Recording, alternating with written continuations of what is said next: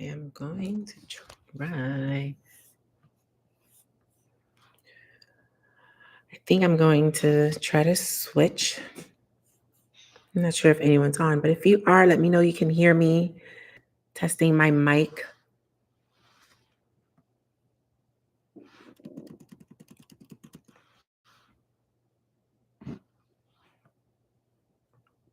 Perfect.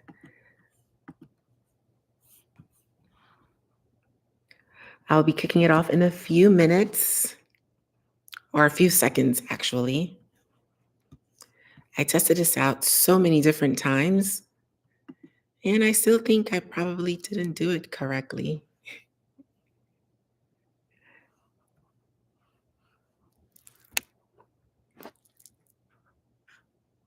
If you join, let me know where you're joining in from. Hey, Sejal, I'm so happy to see you here. Thank you. Thank you. Definitely give me some feedback on how to do this better going forward. I'm going to share this.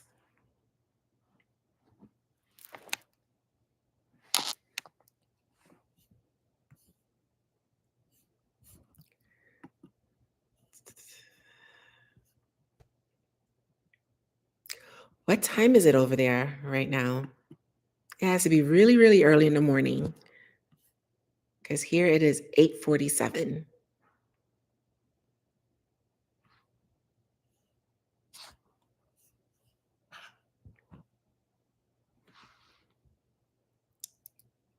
Hey, Sally, how are you? So YouTube is suggesting that I post this to Facebook.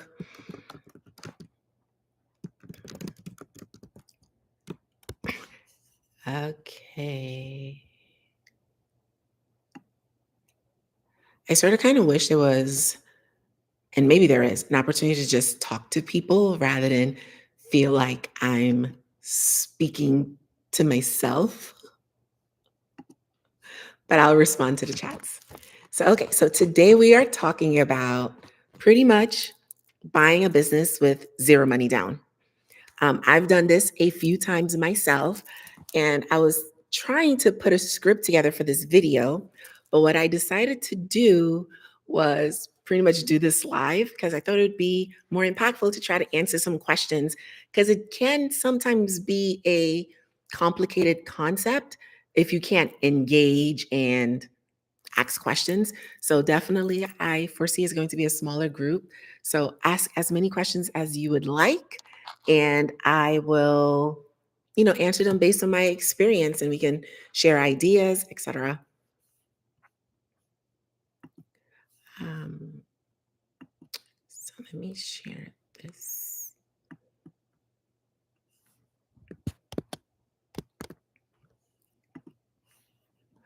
Just sharing this link so people can join.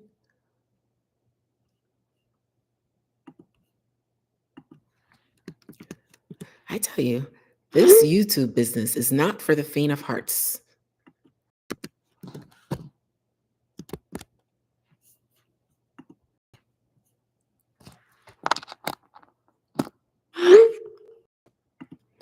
Is the screen still blurry now?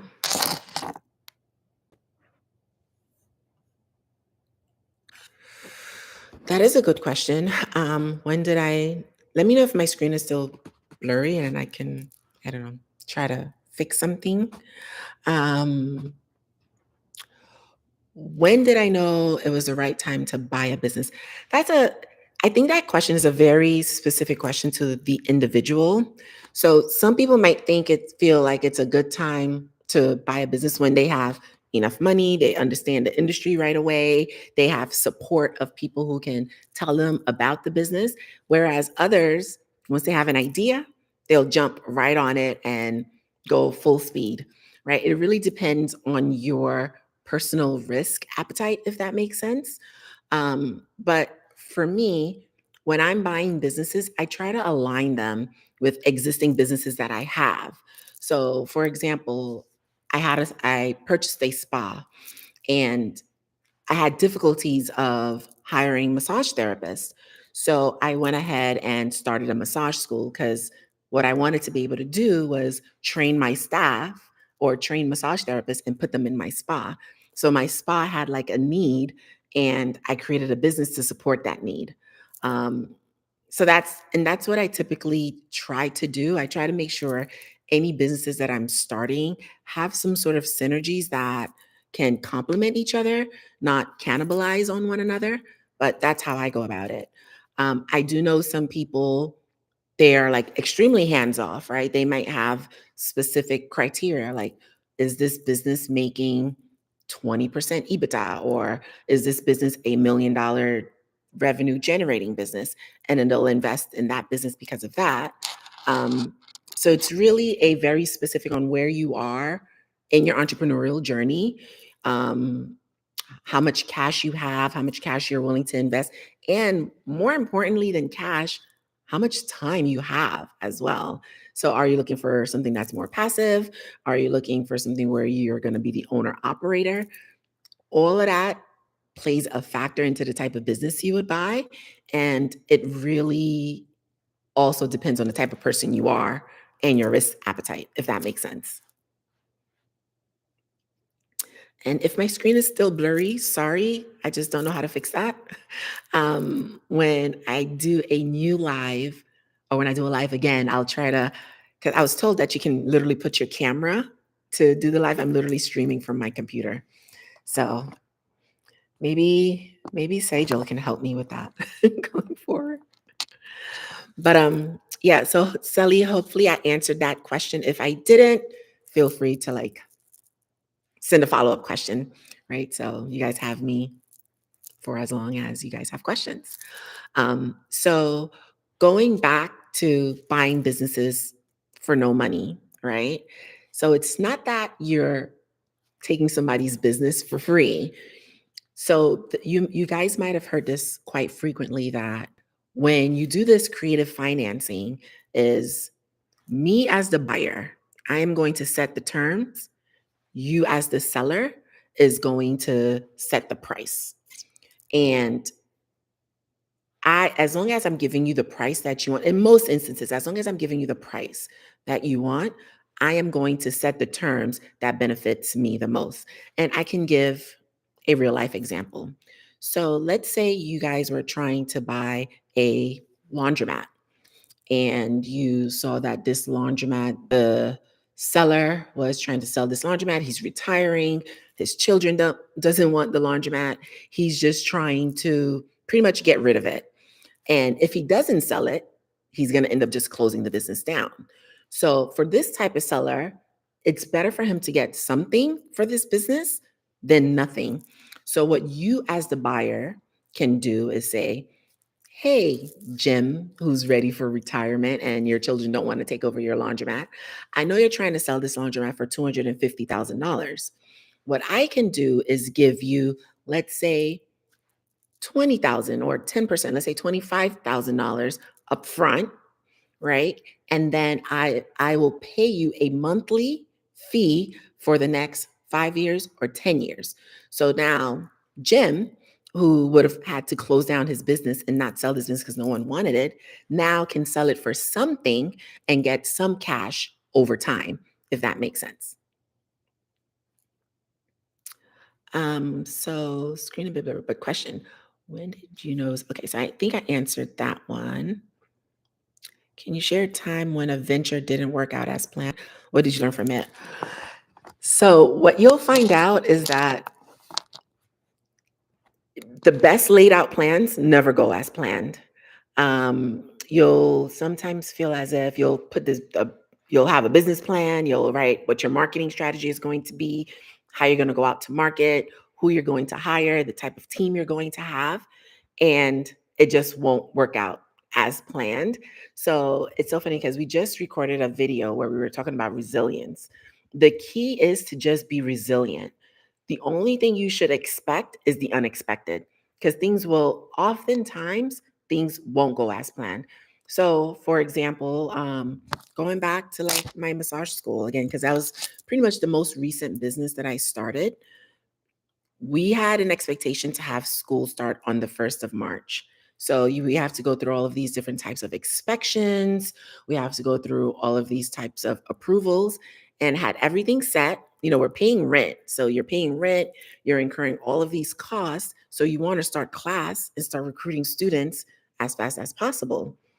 On the day that I was supposed to have my final inspection, I was told by the state that my inspector retired.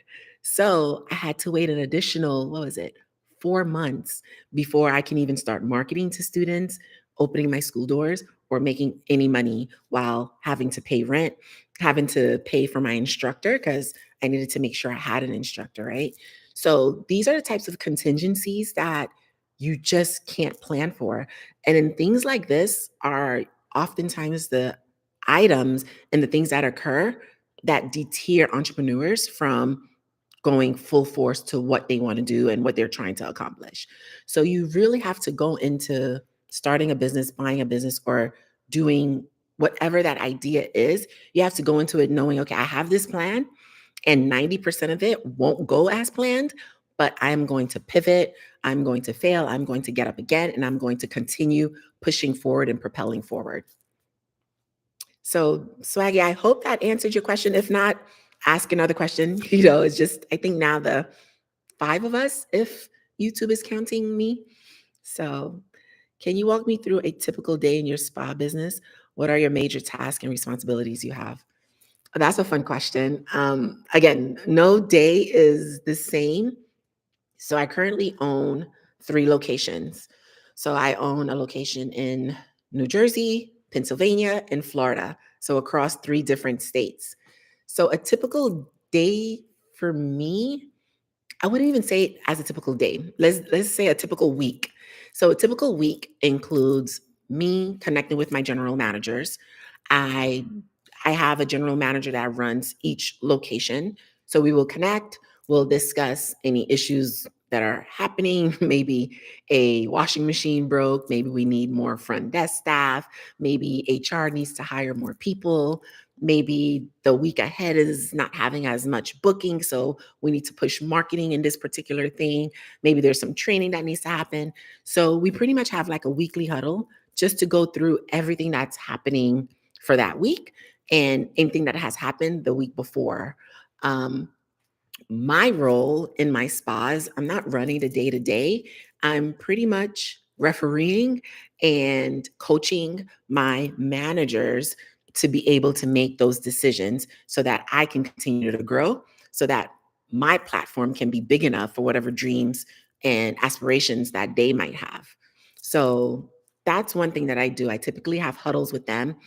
I'm very involved in the hiring of upper management, whether it's like human resource professionals, marketing professionals, if we need like assistant managers, hospitality managers, but the middle management and like therapists and front desk people, my human resource team and my GMs typically take care of that.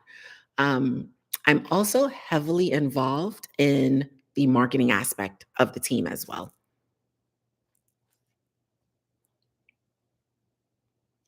Any other questions you guys might have had? Oh, how do you manage three different locations across three different states? I really want to get into the Spanish, but even one seems very nerve wracking. One is nerve wracking. Three is also nerve wracking. But again, like I alluded to before, I have great people that are managing the locations on the ground.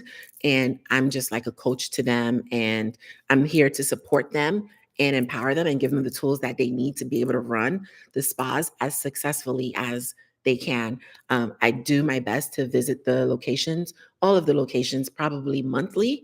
But again, when you're looking to grow, one of the most important things you can learn to do as an entrepreneur is hire the right people. And you also have to try to hire people who are smarter than you, who knows more than you. Because if you're the one with all of the answers, you're always going to be the bottleneck for your team. They're always going to have to go to you before anything else can move forward, right? So you want to make sure you're hiring very smart people that can make decisions, take your businesses to new heights, share ideas with you, People that are like smarter than you, that knows more than you, that can, help grow your business. And that is no small feat. Like hiring the right people is it's a trial, it's literally trial and error.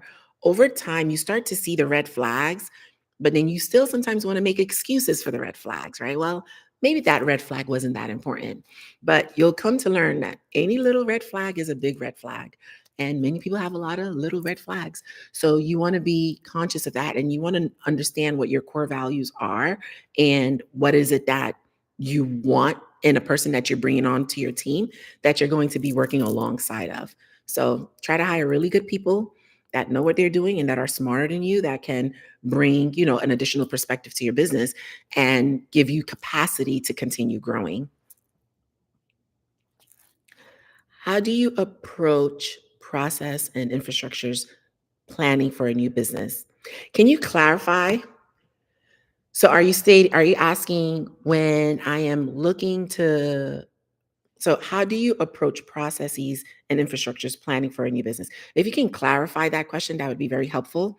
But if you're asking me when I'm starting a new business, if you're asking when I'm starting a new business, what is it that I do and how do I prepare to start this new business? Lots and lots of research, lots and lots of networking, lots and lots of just talking to people who have already done the things that I've done and trying to like do days in the life of trying to like do a day like for example, if I was with my spa, I spent a lot of time with existing owners who own spas. I spent a lot of time having conversations with corporate, understanding, what the day in the life would be. I spent a lot of times, because my spa is a franchise, I spent a lot of time with other Woodhouse owners who are like very, very top performers, and pretty much had them tell me what is it that they do. How are they able to be that top performer? What do they think differentiate themselves? And then pretty much I copy what they did. I try to copy what they did, execute what they did, and things that I don't understand, I just continue to try to do research and try to piece things together. One thing that I always tell a new hire that joins my team is when you're doing something new for the first time, your first, I guess, let's say your first 1,000 hours of doing that thing, you're gonna you're gonna have this very steep learning curve, right? You're gonna think, okay, you're doing it. After a few hours of doing that thing, you're getting more comfortable, you're feeling good about it. That first 1,000 hours is still that learning curve. By the time you get to 2,000 hours, you're like, oh yeah, everything that I was doing back there was all crap, right? Because you really have to learn by doing. You can talk to as many people as you want, you can watch as many videos as you want, but until you're in it and you're doing it and you're failing and you're learning from failing, that's when the true learning comes in. And that's when you're able to truly prepare and then go on to the next thing and do it again. Because now you know all the mistakes you've made and you're not going to make them. And then some people, like myself, I tend to be stubborn. They might say, well, Jen, don't do this. I'm like, well, I think this might work. I do it and it fails. And then you're like, yeah, this won't work. And just like if I was to tell one of you guys, yeah, you shouldn't do that particular thing, you might think you're that one special person that can make it work. That might be true, right? Which is why you have to have that confidence. But you might also fail from it. And then you just learn and then keep moving. You can't let that failure, keep you down and prevent you from getting up and then continuing forward and just keep progressing and learning from those failures. Hopefully that answered the question. If it didn't, just reclarify and ask it a different way. So let's see. I really want to get into this part. Yeah, don't be nervous. I've entered industries where I knew nothing about. So just so you know, when I purchased my first spa, I had zero experience in the health and wellness industry. So the first spa location that I bought, I literally purchased it and learned on the go, right? I love learning. So if you love learning and you're not afraid to make mistakes, ask questions, you'll be okay. I also started a trucking company a few years ago, and I know nothing about trucking. Like now I know about trucking because I ran a trucking business. But before I started the trucking company, I didn't know what a tractor trailer was. I don't know how to drive a truck. I don't have a CDL, but I did all of the research. I spoke with people who were smarter than me, and I figured it out, and I learned by doing, right? So you have to be able to take those risks and not be scared. What else? How do you approach? So hopefully, I think it was S dot. Hopefully that answered your question. Okay, awesome. Gotcha. Thank you, Sally. Don't be afraid to start that spot if that's what you want to do. Definitely go for it. How do you set clear expectations for your employees and ensure they are aligned with the goals of your business? Uh, that's a good question. So I would love to say, here are the 10 steps of what you need to do to make sure that always happens. That is not the case. It's really a trial and error, right? So it really starts with your hiring process when you're interviewing the candidate. And then for me, every little thing counts. So if I'm interviewing for a particular position, I'm asking myself, did this person show up on time? Did this person have great questions to ask, right? You hear these things all the time, but a person who takes the time to really understand the role that they're applying for, takes the time to have questions to ask, can communicate clearly, can show up on time, can present themselves well, says a lot about them. I'm a very strong believer that people can learn anything. So for me, the skills aren't as important. They're important, but not as important, because I think if you're a learner, and then I can ascertain through our interview process that you have done certain things to actually learn, I feel like I can teach you anything, or we can learn anything together, right? The other aspect of that is, once you bring a person onto your team and you start to realize that, yes, this person doesn't really fit the culture, you'll start to hear little rumblings. You'll start to hear like some of your best people complaining about them. You'll start to hear, certain things happening. You'll want to push it aside, like, okay, let's see what happens. Let's give this person a chance. Let's see. But then over time, that person, you'll end up letting them go. So the way that I try to do this is, again, you want to hire very smart people, but if I'm hiring like a person for to manage my team, I don't necessarily need that person to have managing experience. I need that person to show me that they have great communication skills, that they're friendly, that they're customer oriented, that they can raise their hands if they need help, because I'm comfortable being able to do that and being able to coach that person to that level. But on the flip side, if you have somebody on your team that that culture, they're not kind, they don't communicate well, they're afraid to ask questions, they feel as if they have to come in and know everything, so then they're making mistakes because they're not asking questions, or they're just nasty and unkind. Those are the kind of people you want to just let go and get them out of your company, because especially for a small business, a bad apple can definitely, rotten the team. And you just don't want that, because you want really good people that are going to jive with one another, that's going to communicate with each other, and that's going to, be comfortable enough to say, yeah, I don't know what's going on. I need help. I have no idea what's going on. And taking the initiative to also learn. Hopefully that answered the question. Do you have any regrets in the business world? One that makes you look back and say, damn, I wish I had done that differently. Um, I'm sure, because you're always I feel like every time that, I start a new project, or I go about a new business, I always try to reflect on my past experience. Because we have multiple small business, my people are my greatest assets. One of the things I didn't do so well in the past was with hiring. Um, I would always want to, like, if I had an interview with a person, I'd be quick to hire, like, oh my God, this person was so amazing. And I still have a little bit of that in me, and I'm working on it. But now that I have a team that's smarter than me in that department, I'm able to like reel back. Because if I have a conversation with a person for like 20 minutes and we're jiving, we're connecting, I'm like, oh my gosh, yes, I would love you on my team.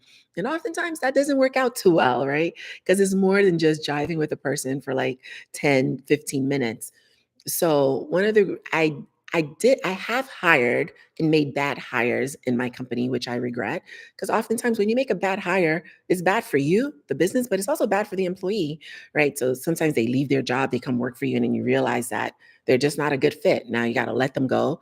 So I have made some of those bad hires that, if I knew now what I knew then, I probably wouldn't have. And I would have brought in more of my team members to vet this person so that, which I do a lot now. So a person who joins my team is typically vetted not only by myself, but by all three of our GMs, our HR, some people on our team. So we get like a whole 360 perspective and then we can like debrief, right? So maybe me and this person was jiving for like a good 15 minutes, but then they had a very bad attitude with my HR person, or they were very disrespectful to my GM. So things of that sort, bringing in other people's perspective. I wish I would have done that earlier on in my entrepreneurial career. And I think it would have saved myself a lot of heartache and people I had to let go some heartache. So hiring, because you're dealing with a lot of people, is something that I'm very focused on and wish I had done better from the start. You said clear. Okay. Do you have any regrets? Yeah. So that was the answer to that.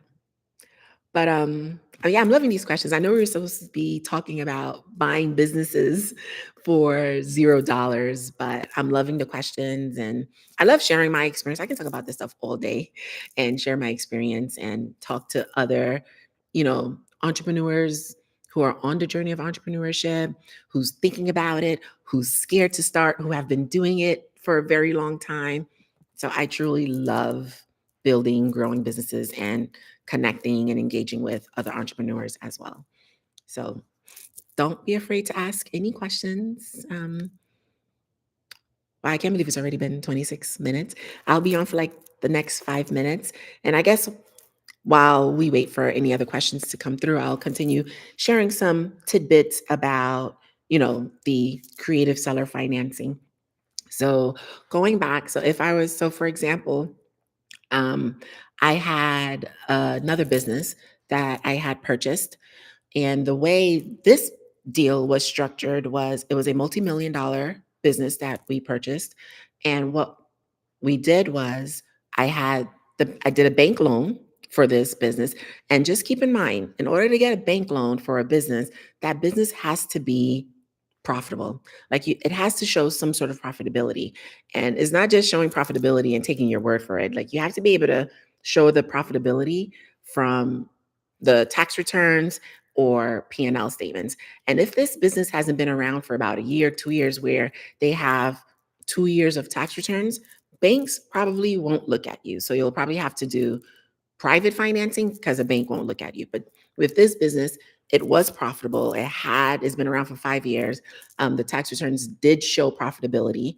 Now, if you're going for a bank loan for a business that does show profitability, you need to do the math. And I can do like a separate video on this where you calculate if you get this loan to buy this business, can the profitability of this business, after you paid off all your expenses for this business, whatever is left over, is it enough to service this monthly loan that you need to pay the bank back?